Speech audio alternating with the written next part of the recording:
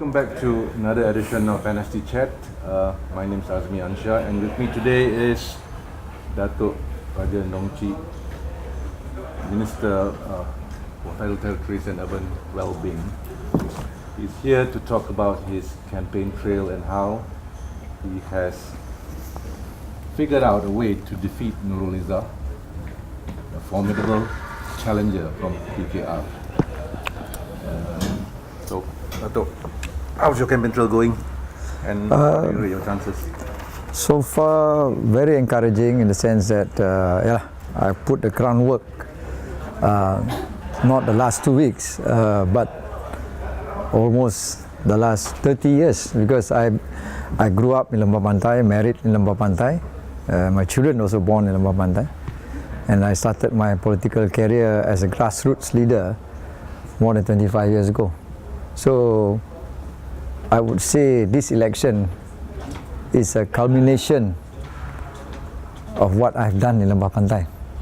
So when I go down the ground, the response that I get from people in Lembah Pantai, voters in Lembah Pantai, is very, very encouraging. You know, they are very spirited to support me.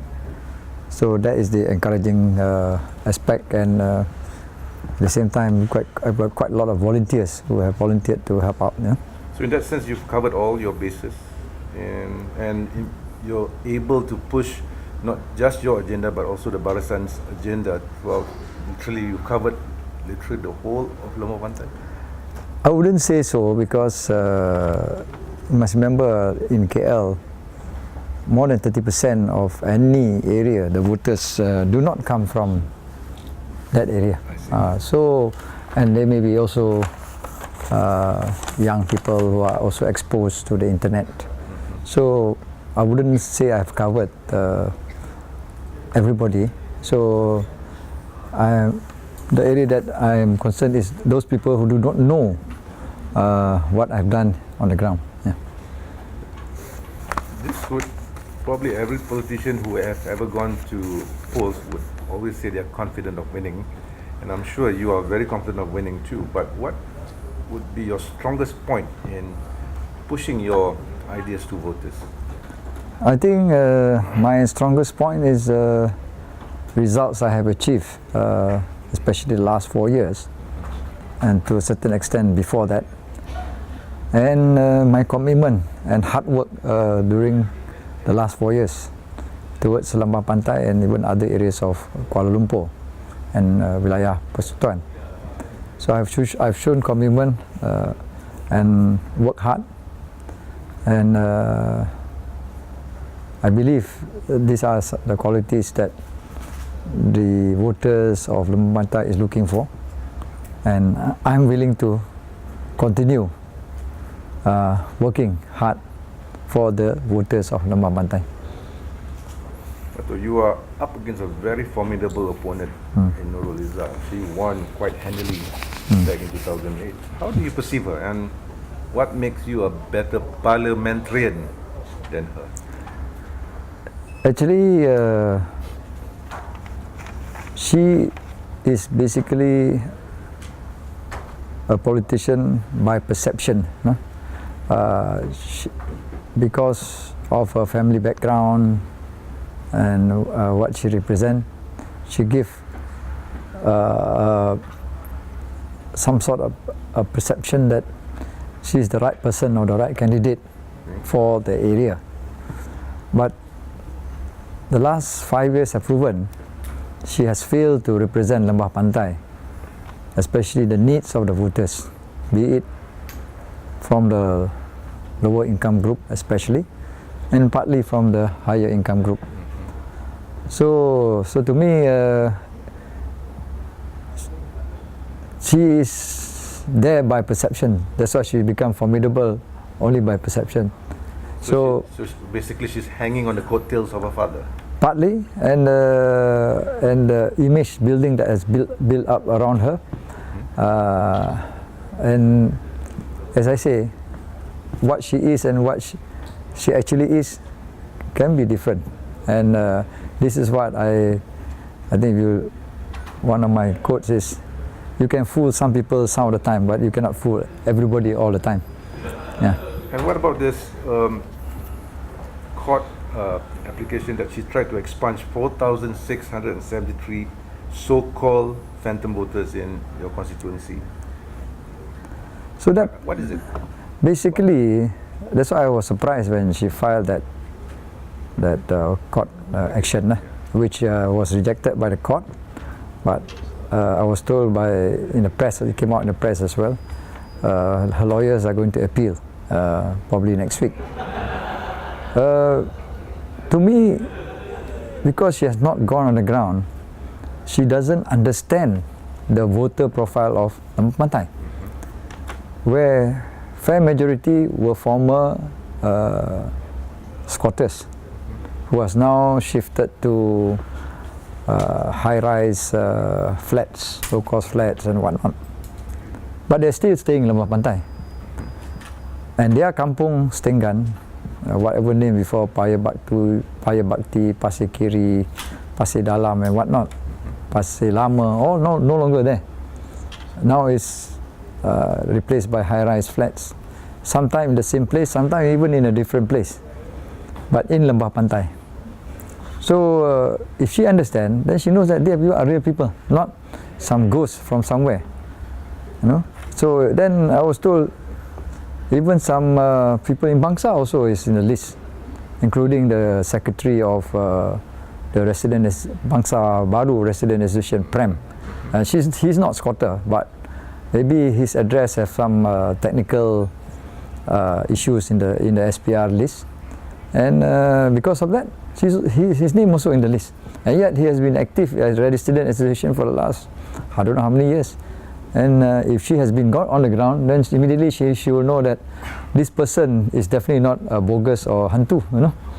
But you would think that this so-called action of hers is more directed towards a political manipulation, part of big picture, grand design that her father has concocted, that so many phantom voters floating around? Yes, I think definitely. I should say that they are now working up this issue about phantom voters from all over the world coming back to vote in the country. So then, to get sympathy for that, she ties up this 4,600 voters whose addresses are now not accounted for properly, but they are proper voters. They are real voters, not somebody who are not there. No, and there's no way that we in Barisan Nasional have created these phantom voters. No. Dato', how have the Lembah Pantai voters responded? Maybe I can add one more point. On the phantom voters? Phantom voters. I don't know how true it is, but I was told that she has transferred her voting to Lembah Pantai recently, and she has transferred her voting to a house where she has never stayed before. So if she says that those people do not stay there anymore, they have no right to vote in Lembah Pantai, what right has she to vote in Lembah Pantai on the same basis? But as far as BN is concerned, as long as you follow the proper procedures required by SPR, we never complain that she has transferred her vote together with, I heard, 9 others or something like that, of quite a number, to that house, no, which she has never stayed before, no. So you would say that this stunt of hers are coming from people who have lost the plot, who have lost the argument? Yeah. Because even the lawyer who I was told is also one of the so-called voters who has transferred to Lembah Pantai. So, but to me, is their right lah. I mean, we are not complaining. We didn't even put any case to the court or anything, anybody lah. I think if they want to transfer to Lembah Pantai, we accept. In fair game. Then why you want to exclude 4,600 people who have voted before, no? And say goes, but as you say lah, it ties up with the national campaign, Bersih and whatnot, no? As if we are, no, she tried to portray BN, myself, as a villain, a tough guy, bully, you know, gangster. No, that sort of image she want to give to me. You look at me. Do I look like a gangster? No, you look like a you look like a minister. But no, I could see that Nurul Izzah could be the epicenter of certain kind of action after the polling day tomorrow. And it's happening on your turf, Kuala Lumpur. Yeah, it started as Bangsa Spring. It started there. And how do you feel about your place being the epicenter? You are the Minister of Federal Territories, yes, but Kuala Lumpur is your epicenter. And now they're using your town, your place, as for all possible chaotic incidents that whenever after. That's at least that's the promise, that's the pledge that they're saying from Anwar himself. So how would you counter that? From your point of view, of course the police and the federal government will come in full force to stop it. But personally, as a Lembah Pantai resident yourself and people that you represent, how do you feel about that? I mean, I have proven first. We have already almost 14 days of campaigning. She complained that we are thugs, we are gangsters and what. We have been playing very, very fair, and then there will be no violence in Lembah Pantai at all. There is a proof until now. And then if thereafter, if she or her party try to create the chaos, because I heard they are trying to use the university students as well, maybe from UM and whatnot. Did they succeed? So far we managed to control. So I think from what we have done so far, we can minimize the challenge of using Lembah Pantai, and hopefully with the help of the police, also from other areas of Kuala Lumpur. No? Coming on that political angle, there is a possibility that even if you win, you will be surrounded by opposition parliamentarians, as what happened in the past. How does that affect the administration of KL, especially in City Hall?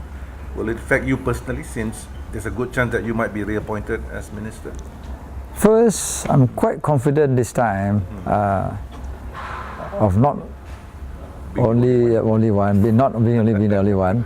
I think there will be more seats that we have lost in the past that we will recover back. Which seats in particular?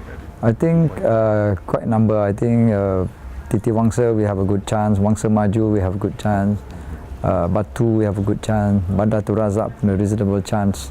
So these are the areas, plus the areas that we have already won anyway, like Setia Wangsa,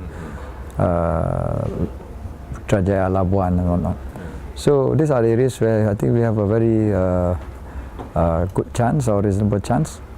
At the same time, if you talk about it ever happens like before, I have proven that I can still manage, despite during the last 4 years, out of 11 MPs, 10 were in the opposition in KL. I still could manage. Yeah, not a problem. As FT Minister, these people were not a problem. You have DAP and PKL parliamentarians. Administration of KL goes on as usual. There's no impact from them. No, not much. Some of them, even especially from the DAP, seems to they don't really disturb my activities.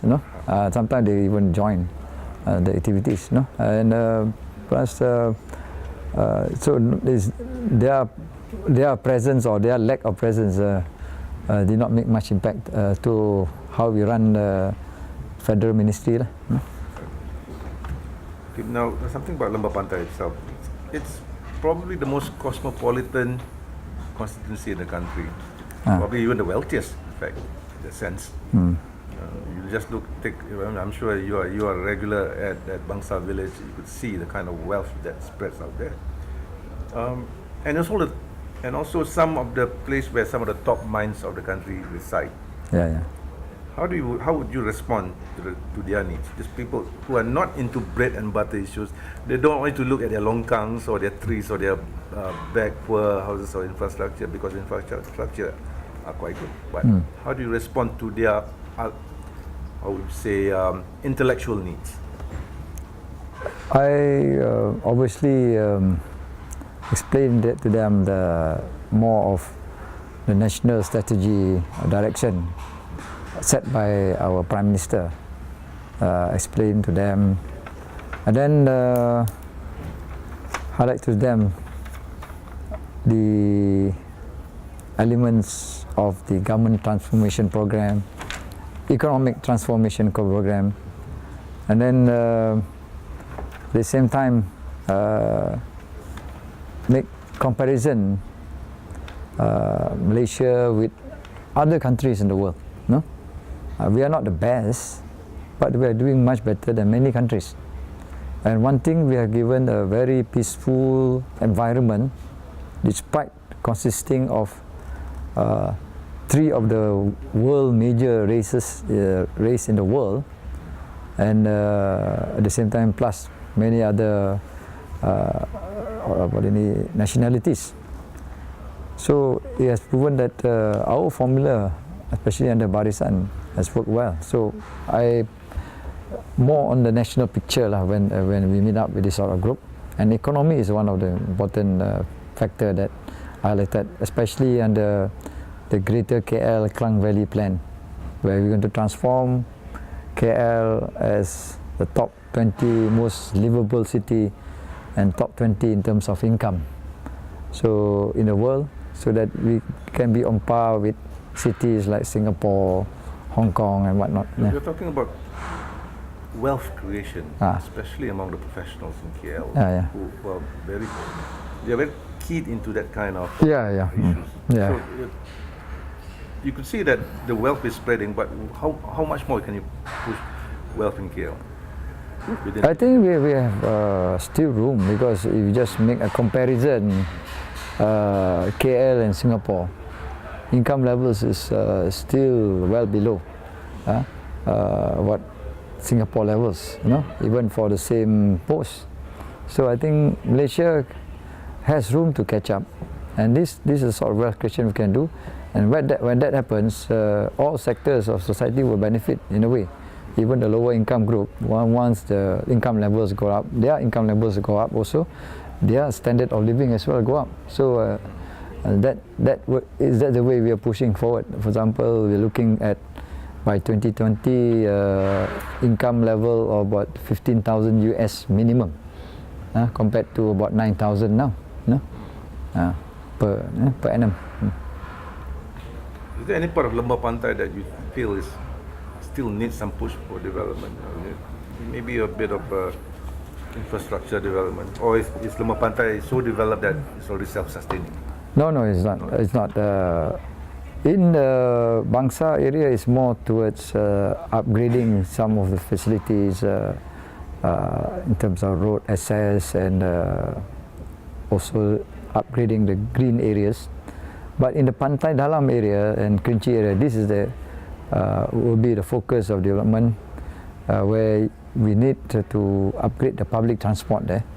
That's why I'm fighting for the MRT to be going through Pantai Dalam and Kerinci. Then the other thing is things like we have a green belt there, which I have converted to Taman Rimba Bukit Kerinci in Bukit Kerinci. So we have done the first phase, we are going to the next phase. Kementerian and DBKL is going to the next phase. So then there are going to be 2 schools, 2 religious schools, 2 mosques, and also a library. So these are some of the things that have been planned for Pantai Dalam. So quite a number of actually development projects that have been planned for Pantai. Yeah. These are development projects, but what would be your vision? Kuala Lumpur would be not just Kuala Lumpur. Again, we are jumping ahead, assuming that you will still be reappointed as Minister of Territories, not just Kuala Lumpur, but Putrajaya, Labuan. How do they sync these 3 the areas with your vision of Kuala Lumpur? The 3 areas will complement each other, because each have its own strengths. Basically, Putrajaya as the administrative center, and plus trying to develop its niche in tourism and certain sectors like that. Then you have Labuan, which is basically into oil and gas and what do you call it, financing, offshore financing. Then you have Kuala Lumpur, which is basically a capital city, becoming the hub for multinational companies, local companies, people to stay, livable place to stay, be it local residents or even expatriates. So then that will complement each other. So at the same time, my vision is to make sure that despite all the development that's going to all these areas, we do not want any citizen of the three areas to be left out from the development. So it must be in line. We do not want having high-rise buildings and very high-end buildings. At the same time, we have people staying in low-cost flats, not taken care of in terms of their maintenance and their livelihood. Yeah.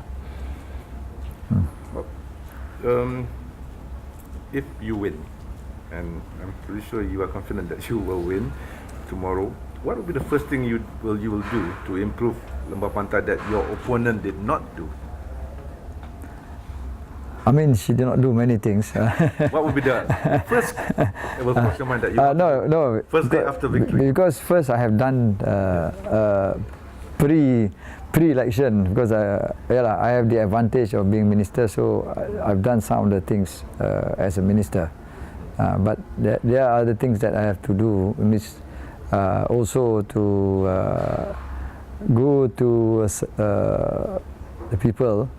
My service center have to be remodeled to be more service oriented. Even though I have a service center now, but my service center is more like a party headquarters of the area. So once I'm Wakil Rakyat, I have to remodel to be more service oriented, so that the Rakyat can come in anytime to get service from the office, and our staff also have to be trained to service. At the same time, obviously, I will continue going down on the ground on a regular basis. Almost weekly I'm on the ground, even before this.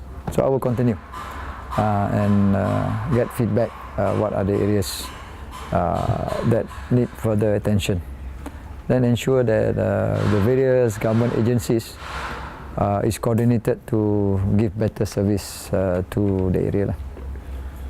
Word on the ground says that Barisan Nasional will win the election. That's a given, but word also says that the 2/3 is within striking distance. Possibly a bigger majority than the last one. What would have been the reasons for this outstanding performance, and how did you play a part in it? I think the main credit has to be given to our Prime Minister. I think he laid the groundwork to achieve the potential success in the election, and his open-mindedness, especially under the One Malaysia concept, has given a lot of traction to voters, and plus government servants also have implemented programs in accordance with the One Malaysia concept.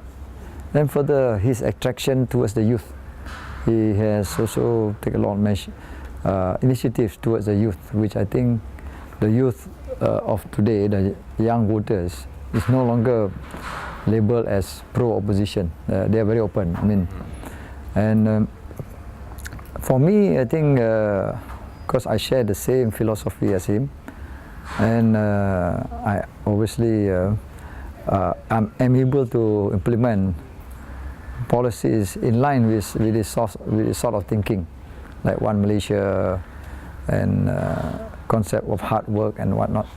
So that's why it's been quite easy working with him, because a lot of things that I put in place, almost all, he has approved my ideas.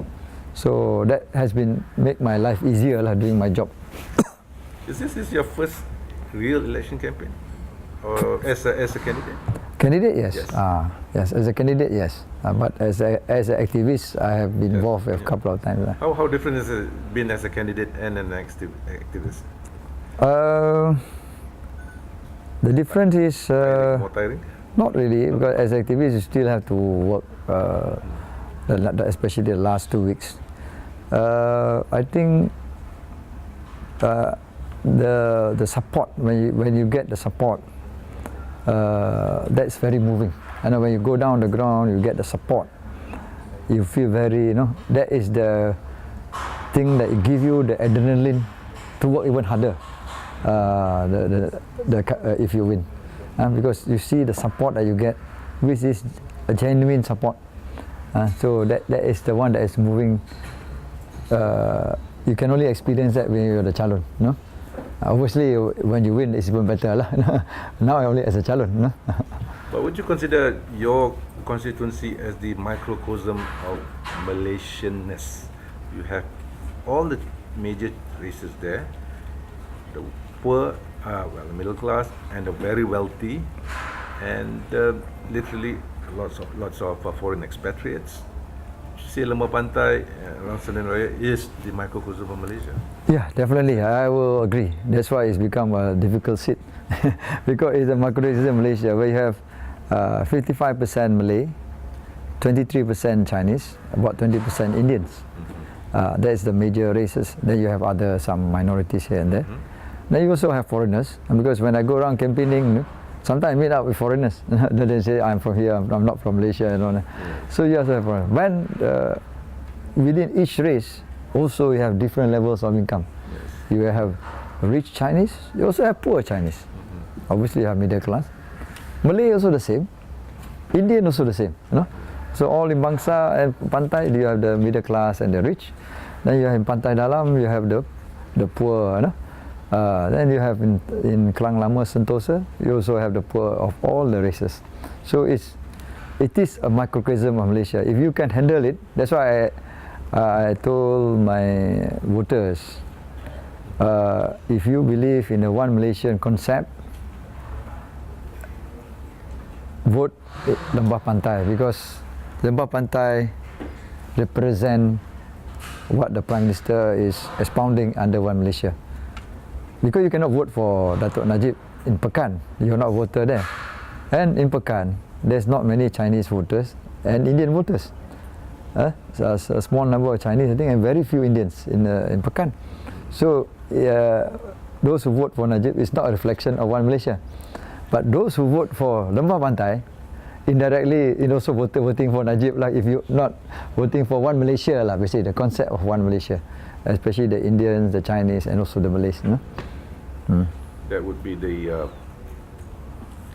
ideal Malaysian One Malaysia seat. Yes, One Malaysia seat. So if people approve what the Prime Minister doing under One Malaysia, and which I'm also implementing, that is the ideal example of support. That means if I get support across the board, definitely I will win. Then that will be a good indication, of his policies. Yeah, of policies. Yeah. Okay. With that, Dato', I thank you very much for coming over and talking to us. Good hunting. Okay, thank you.